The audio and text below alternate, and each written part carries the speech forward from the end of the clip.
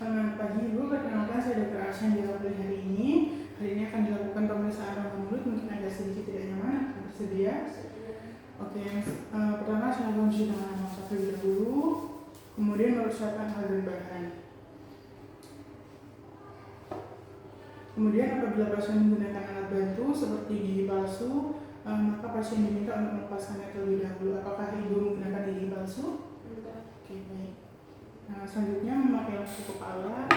Pasang lampu kepala sehingga tabung lampu berada di antara kedua mata, lalu fokuskan cahaya lampu dengan cara meletakkan telapak tangan. Kemudian fokuskan cahaya lampu dengan cara meletakkan telapak tangan pada jarak 30 cm dari mata, kemudian diameter proyeksinya kurang lebih 1 cm. Kemudian lakukan inspeksi pada bibir, apakah didapatkan adanya luka, ulkus atau adanya tanda infeksi seperti hiperemi, edema, deformitas, massa, bulat atau vesikal.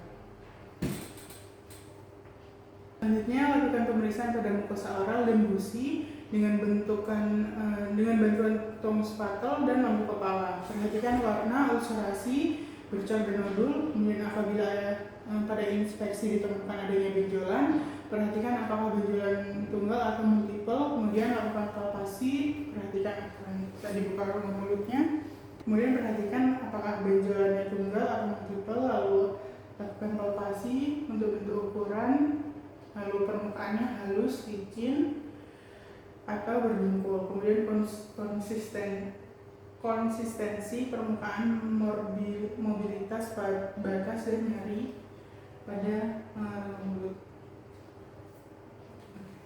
Kemudian selanjutnya lakukan inspeksi pada gigi, gerigi, kemudian apakah jumlah giginya lengkap.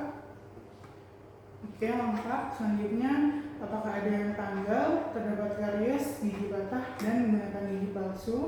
Kemudian lakukan inspeksi pada gigi gerigi, kemudian apakah jumlah giginya lengkap, lalu apakah ada yang tanggal, terdapat karies atau gigi patah, dan menggunakan gigi palsu.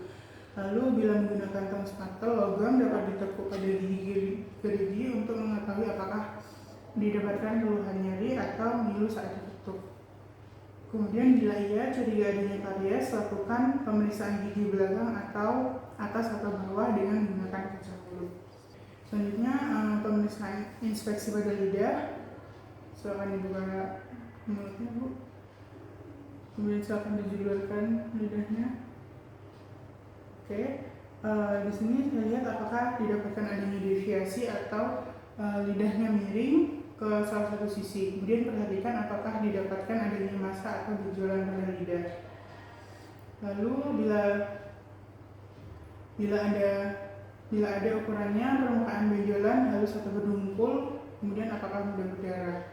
Selanjutnya saya minta pasien untuk membuka mulut dengan lidahnya terjulur.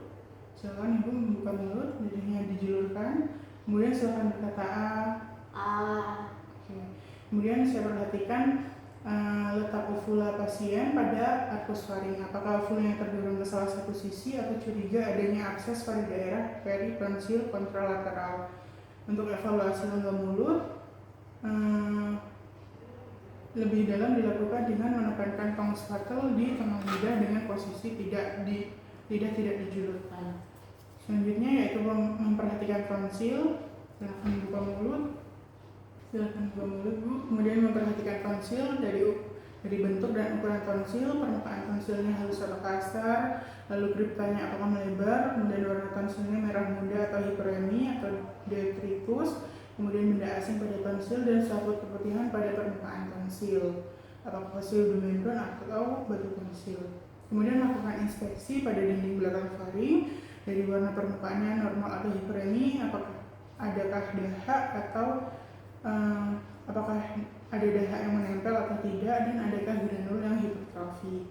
Selanjutnya tekan pipi pasien di antara gigi-gigi dengan tangan kiri untuk mencegah pasien menggigit tangan pemeriksa dan berikan rangsangan minimal pada faring pasien.